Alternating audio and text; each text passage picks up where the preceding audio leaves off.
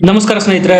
ಕಬಾಬ್ ಮೇ ಹಡ್ಡಿ ಅಂದಂಗೆ BMC election ಅಲ್ಲಿ ದಿಗ್ವಿಜಯ ಬಾರಿಸಿದ್ದ ಬಿಜೆಪಿಯ ಕಬಾಬ್ ಅಲ್ಲಿ ದೋಸ್ತಿ ಶಿಂದೆನೆ ಮೂಳೆಯಾಗಿರೋದು. ಆ ಭರ್ಜರಿ ವಿಜಯವನ್ನ ಆಸ್ವಾದ ಮಾಡೋದಕ್ಕೆ ಆಗ್ತಾ ಇಲ್ಲ ಬಿಜೆಪಿಗೆ. ತಾನು ಗೆದ್ದಿರ್ತಕ್ಕಂತಹ ಶಿವಸೇನೆಯ 29 ಕಾರ್ಪೊರೇಟರ್ ಗಳನ್ನ ತಾಜ್ ಹೋಟೆಲ್ಗೆ ಶಿಫ್ಟ್ ಮಾಡಿದ್ದಾರೆ ಏಕನಾಥ್ ಶಿಂದೆ. ಎಲೆಕ್ಷನ್ ರಿಸಲ್ಟ್ ಬಂದಾಗ ಬಿಜೆಪಿ 89 ಸೀಟ್ಗಳನ್ನ ಗೆದ್ದಿತ್ತು. ಶಿಂದೆ ಶಿವಸೇನೆ 29 ಸೀಟ್ಗಳನ್ನ ಗೆದ್ದಿತ್ತು. ಬಹುಮತಕ್ಕೆ ಬೇಕಾಗಿರೋದು 114 seat. Shinde Shiv Sena plus BJP ಸೇರಿದ್ರೆ 118 ಸೀಟ್ ಆಗುತ್ತೆ. ಸರಳ ಬಹುಮತ ಏನೋ ಬಿಜೆಪಿ ಮತ್ತು ಶಿಂದೆ ಶಿವಸೇನೆ ಮೈತ್ರಿಕೂಟಕ್ಕೆ ಇದೆ.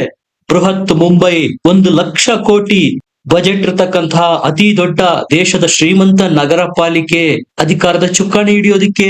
ಆದ್ರೆ ಶಿಂದೆ ಒಪ್ತಾ ಇಲ್ಲ. 29 ತನ್ನ ಕಾರ್ಪೊರೇಟರ್ ಗಳನ್ನ ಹೋಟೆಲ್ಗೆ ಶಿಫ್ಟ್ ಮಾಡಿದ್ದಾರೆ. ಶಿಂದೆ ಡಿಮ್ಯಾಂಡ್ ಏನು? 2.5 ವರ್ಷ ಮೇಯರ್ ಹುದ್ದೆಯನ್ನ ಹಂಚಿಕೊಳ್ಳೋಣ. ಅದು ಫಸ್ಟ್ ಟರ್ಮ್ 2.5 ವರ್ಷ ನನಗೆ ಬೇಕು. ಆದ್ರೆ ಬಿಜೆಪಿ ಇದಕ್ಕೆ ಸುತಾರಾಮ್ ಒಪ್ಪಿಲ್ಲ. ಅಮಿತ್ ಶಾ ಸ್ಪಷ್ಟವಾಗಿ ಸಂದೇಶ ರವಾನೆ ಮಾಡಿದ್ದಾರೆ. ನೀವು ರೆಡ್ ಲೈನ್ ಕ್ರಾಸ್ ಮಾಡ್ತಾ ಇದ್ದೀರಾ. ಸಾಧ್ಯ ಇಲ್ಲದೆ ಇರೋದದು. 89 ಜನ ಕಾರ್ಪೊರೇಟರ್ಗಳು ಬಿಜೆಪಿಯಿಂದ ಗೆದ್ದಿರೋದು. ನಿಮ್ಮವರು 29 ಮಾತ್ರ ಇರೋದು. ನಿಮ್ಮನ್ನೇಗೆ ಮೇಯರ್ ಮಾಡೋದಕ್ಕೆ ಸಾಧ್ಯ? ಇದು ಬಿಜೆಪಿ ಕೇಳ್ತಾ ಇರೋ ಪ್ರಶ್ನೆ. ಆದ್ರೆ ಶಿಂದೆ ಹಠಮಾರಿ ಒಪ್ಪಬೇಕೇ. ತನ್ನ ಎಲ್ಲ ಚುನಾಯಿತ ಕಾರ್ಪೊರೇಟರ್ ಗಳನ್ನ ರೆಸಾರ್ಟ್ ಗೆ ಶಿಫ್ಟ್ ಮಾಡೋ ಮೂಲಕ ಬಿಜೆಪಿ ಮೇಲೆ ಒತ್ತಡ ಏರುವ ತಂತ್ರ ಈಗ ನಡೀತಾ ಇದೆ. ಬಹುಮತಕ್ಕಿಂತ ಕೇವಲ 4 ಸ್ಥಾನಗಳು ಮಾತ್ರ ಜಾಸ್ತಿ ಇರೋದು ಈ ಮೈತ್ರಿಕೂಟಕ್ಕೆ. ಬಿಜೆಪಿ ಅವರು ರೆಡಿಯಾಗಿ ಹೋಗ್ಬಿಟ್ಟಿದ್ರು, ನಮ್ಮವರೇ ಮೇಯರ್ ಈ ಬಾರಿ. ಯಾಕಂದ್ರೆ ಸಹಜವಾಗಿ ಬಿಜೆಪಿ ಅವ್ರಿಗೆ ಗೊತ್ತಿತ್ತು, ನಾವೇ ಅತಿ ದೊಡ್ಡ ಪಕ್ಷವಾಗಿ ಹೊರಹೊಮ್ಮೋದು. ಶಿಂದೆ ಶಿವಸೇನೆ ಠಾಣೆ ಭಾಗದಲ್ಲಿ ಮಾತ್ರ ಪ್ರಭಾವಶಾಲಿಯಾಗಿರೋದು. ಈ ಭಾಗದಲ್ಲಿ ಶಿವಸೇನೆ ಉದ್ಧವ್ ಠಾಕ್ರೆ ಬಣ ಸ್ವಲ್ಪ ಸೀಟ್ಗಳನ್ನ ಗೆಲ್ಲುತ್ತೆ. ಶಿಂದೆ ಶಿವಸೇನೆ 3ನೇ ಪಾರ್ಟಿ ಆಗುತ್ತೆ ಅಂತ ಬಿಜೆಪಿಗೆ ಸ್ಪಷ್ಟವಾಗಿ ಗೊತ್ತಿತ್ತು. ಮೇಯರ್ ಹುದ್ದೆ ನಮ್ಮ ತಟ್ಟೆಗೆ ಬಂದು ಬೀಳೋದು ಅನ್ನೋದು ಗೊತ್ತಿತ್ತು. ಆದ್ರೆ ಶಿಂದೆ ಹೊಸದಾಗಿ ನಕರ ಮಾಡ್ತಾ ಇರೋದ್ರಿಂದ ಟೆನ್ಷನ್ ಜಾಸ್ತಿ ಆಗ್ತಾ ಇದೆ ಬಿಜೆಪಿಗೆ. ಇದು ಮತ್ತೆ ಎಲ್ಲಿ ಶಿಂದೆ ಶಿವಸೇನೆಯನ್ನ ಇಬ್ಬಾಗ ಮಾಡುತ್ತೋ.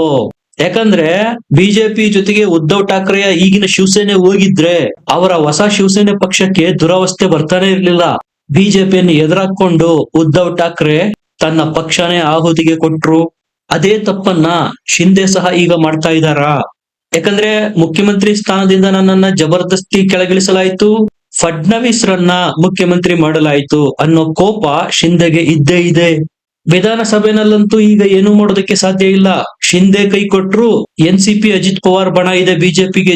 ಒಂದು ವೇಳೆ ಶಿಂದೆ ಮತ್ತು ಅಜಿತ್ ಪವಾರ್ ಬಣ ಇಬ್ರು ಕೈ ಕೊಟ್ರು ಬಿಜೆಪಿಗೆ ಸರಳ ಬಹುಮತಕ್ಕೆ ಬೇಕಾಗಿರೋದು ಬೆರಳೆಣಿಕೆಯಷ್ಟು ಸ್ಥಾನಗಳು ಮಾತ್ರ. ಎರಡೂ ಪಕ್ಷಗಳಿಂದ ಸ್ವಲ್ಪ ಜನರನ್ನ ಸೆಳೆದ್ರೆ ವಿಧಾನಸಭೆಯಲ್ಲಿ ಬಿಜೆಪಿ ಅಧಿಕಾರನೇ ಮುಂದುವರಿಯುತ್ತೆ. ಅವ್ರಿಗೆ ತಲೆನೋವು ಎಲ್ಲಿ ಶುರುವಾಗಿದೆಯಪ್ಪ? ಈಗ ನಡೆದಂತಹ ಬಿಎಂಸಿ ಎಲೆಕ್ಷನ್ ನಂತರ. ಅದು ಮೇಯರ್ ಯಾರಾಗಬೇಕು ಅನ್ನೋ ಕ್ವಶನ್ ರೈಸ್ ಆದ ನಂತರ. ಇಲ್ಲಿ ಬಿಜೆಪಿಯ ಮೇಯರ್ ಆಗಬೇಕು ಅಂದ್ರೆ ಶಿಂದೆ ಸಪೋರ್ಟ್ ಇಲ್ಲದೆ ಆಗೋದಿಕ್ಕೆ ಸಾಧ್ಯನೇ ಇಲ್ಲ. ಅಜಿತ್ ಪವಾರ್ ಗೆದ್ದಿರೋದು 3 ಸೀಟು.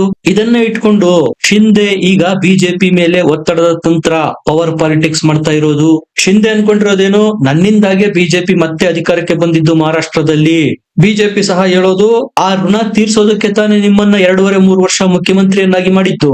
ವಿಧಾನಸಭೆಯಲ್ಲಿ ಅತಿ ಹೆಚ್ಚು ಸ್ಥಾನಗಳನ್ನ ಗೆದ್ದವರು ನಾವು. ನಮ್ಮ ಪಕ್ಷಕ್ಕೆ ಮುಖ್ಯಮಂತ್ರಿ ಹುದ್ದೆಯನ್ನ ಇಟ್ಕೊಂಡಿದ್ದೇವೆ. ಅದರಲ್ಲಿ ಏನ್ ತಪ್ಪು ಅನ್ನುತ್ತೆ ಬಿಜೆಪಿ. ಆದ್ರೆ ಶಿಂದೆ ಹಠಮಾರಿ ಯಾವುದನ್ನು ಒಪ್ತಾ ಇಲ್ಲ. ಮುಖ್ಯಮಂತ್ರಿ ಹುದ್ದೆನೂ ತಪ್ಪಿಸಿದ್ರಿ, ಈಗ ಮುಂಬೈನ ಮೇಯರ್ ಹುದ್ದೆನೂ ತಪ್ಪಿಸಿ ನನ್ನನ್ನ ಮೂಲೆ ಗುಂಪು ಮಾಡೋದಿಕ್ಕೆ ಷಡ್ಯಂತ್ರ ನಡೀತಾ ಇದೆ ಅನ್ನೋದು ಶಿಂದೆಯ ಆರೋಪ. ಈಗ ಬಿಎಂಸಿ ನಲ್ಲೂ ನನಗೆ ಪವರ್ ಶೇರಿಂಗ್ ಮಾಡ್ಲಿಲ್ಲ ಅಂದ್ರೆ ಪಕ್ಷ ಉಳಿಯೋದು ಕಷ್ಟ ಆಗತ್ತೆ. ನನಗೆ ಮುಂಬೈನ ಮೇಯರ್ ಹುದ್ದೆ ಬೇಕೇ ಬೇಕು ಅನ್ನೋದು ಶಿಂದೆ ಲೆಕ್ಕಾಚಾರ. ಒಂದು ವೇಳೆ ಮೇಯರ್ ಹುದ್ದೆನ ಶಿಂದೆಗೆ ಬಿಟ್ಕೊಟ್ರೆ ಮುಂದೊಂದು ದಿವಸ ಇದೇ ಶಿಂದೆ ಬಿಜೆಪಿಗೆ ಮುಂಬೈನಲ್ಲಿ ಚಾಲೆಂಜ್ ಮಾಡ್ತಾರೆ. ನೆನಪಿರ್ಲಿ, 1,00,000 ಕೋಟಿ ಬಜೆಟ್ ಇರ್ತಕ್ಕಂತ ಶ್ರೀಮಂತ ಮಹಾನಗರ ಪಾಲಿಕೆ ಮುಂಬೈ. ಇದನ್ನ ಯಾರು ಕಳ್ಕೊಳ್ಳೋದಕ್ಕೆ ಇಷ್ಟಪಡಲ್ಲ ಸ್ನೇಹಿತರೆ. At the end of the day ಶಿಂದೆಗೆ ಮೇಯರ್ ಹುದ್ದೆ ಸಿಗಲ್ಲ. ಆದ್ರೆ ಅವರ ಟಾರ್ಗೆಟ್ ಬೇರೆ ಇರೋದು, ಬಾರ್ಗೇನಿಂಗ್ ಪವರ್ ನ ಜಾಸ್ತಿ ಮಾಡ್ಕೊಳ್ಳೋದು. ಬಿಜೆಪಿಯನ್ನ ಎದುರಿಸೋದಿಕ್ಕೆ ಶಿಂದೆ ಈಗ ಪ್ರಯತ್ನ ಮಾಡ್ತಾ ಇರೋದು. ನಿಗಮ ಮಂಡಳಿಗಳ ಆಯಕಟ್ಟಿನ ಸ್ಥಾನಗಳು ನನಗೆ ಬೇಕು ಅಂತ ಪಟ್ಟು ಹಿಡಿದಿರೋದು. ಯಾಕಂದ್ರೆ ಪಟ್ಟು ಹಿಡಿದಿದ್ದ ಮುಖ್ಯಮಂತ್ರಿ ಹುದ್ದೆ ಕೈ ತಪ್ಪಿ ಹೋಯ್ತು. ಅಟ್ಲೀಸ್ಟ್ ಗೃಹ ಇಲಾಖೆಯನ್ನಾದ್ರೂ ಬಿಜೆಪಿ ನನಗೆ ಕೊಡುತ್ತೆ ಅಂತ ಎಕ್ಸ್ಪೆಕ್ಟೇಷನ್ ಇತ್ತು ಶಿಂದೆ ಶಿವಸೇನೆಗೆ. ಯಾಕಂದ್ರೆ ಈ ಹಿಂದಿನಿಂದ ಬಿಜೆಪಿ ಮತ್ತು ಹಳೆಯ ಶಿವಸೇನೆ ಮೈತ್ರಿಕೂಟದ ಸರ್ಕಾರ ಬಂದಾಗ್ಲೆಲ್ಲ ಗೃಹ ಇಲಾಖೆ ಶಿವಸೇನೆ ಬಳಿನೇ ಇರ್ತಾ ಇದ್ದಿತ್ತು. ಆದ್ರೆ ಈ ಬಾರಿ ಪ್ರಥಮ ಬಾರಿಗೆ ಅನ್ನುವಂತೆ ಮುಖ್ಯಮಂತ್ರಿ ಹುದ್ದೆ ಮತ್ತು ಗೃಹ ಖಾತೆ ಎರಡನ್ನೂ ಬಿಜೆಪಿ ತನ್ನ ಬಳಿನೇ ಇಟ್ಕೊಳ್ತು. ಸಹಜವಾಗಿ ಇದರಿಂದ ಶಿಂದೆ ಶಿವಸೇನೆಗೆ ಉರಿದು ಹೋಯಿತು. ಈಗ ಕೊಟ್ಟಿರ್ತಕ್ಕಂತ ಖಾತೆಗಳು ಸಹ ಸಣ್ಣ ಪುಟ್ಟ ಖಾತೆಗಳು. ಈ ಎಲ್ಲಾ ಫ್ರಸ್ಟ್ರೇಷನ್ ನ ಹೇಗಾದ್ರೂ ಮಾಡಿ ಹೊರ ಹಾಕ್ಬೇಕು, ಅದನ್ನೇ ಈಗ ಮಾಡ್ತಾ ಇರೋದು ಶಿಂದೆ. ಇನ್ನೊಂದ್ ಕಡೆ ಉद्धವ್ ಠಾಕ್ರೆ ಏನ್ ಸುಮ್ನೆ ಕೈ ಕಟ್ಟಿ ಕೂತಿಲ್ಲ, ಬಾಯಿ ಬಿಟ್ಟು ಲಡ್ಡು ಯಾಕೆ ನನ್ನ ಬಾಯಿಗೆ ಬಂದು ಬೀಳಬಾರ್ದು ಅಂತ ವೇಟ್ ಮಾಡ್ತಾ ಇದ್ದಾರೆ. ಉद्धವ್ ಬಣದ ಒಟ್ಟು ಸೀಟ್ಗಳಿಗೆ ಎಷ್ಟಿದಾವ ಗೊತ್ತಾ? ನಾನು ಹೇಳ್ತಾ ಇರೋದು ಕಾಂಗ್ರೆಸ್, NCP ಶರದ್ ಪವಾರ್, ಉद्धವ್ ಠಾಕ್ರೆದು ಸೇರಿ 96 ಇದಾವೆ. ಒಂದು ವೇಳೆ ಪಲ್ಟಿ ಹೊಡೆದ್ರೆ ಯಾರು ಶಿಂದೆ 29 ಸೀಟ್ಗಳೊಂದಿಗೆ ಪಲ್ಟಿ ಹೊಡೆದ್ರೆ ಮೇಯರ್ ಹುದ್ದೆ ಉद्धವ್ ಬಣಕ್ಕೆ ಸಿಕ್ಬಿಡುತ್ತೆ. ಅಂದ್ರೆ ಇಬ್ಬರ ಜಗಳ ಮೂರನೇವನಿಗೆ ಆಯಾ.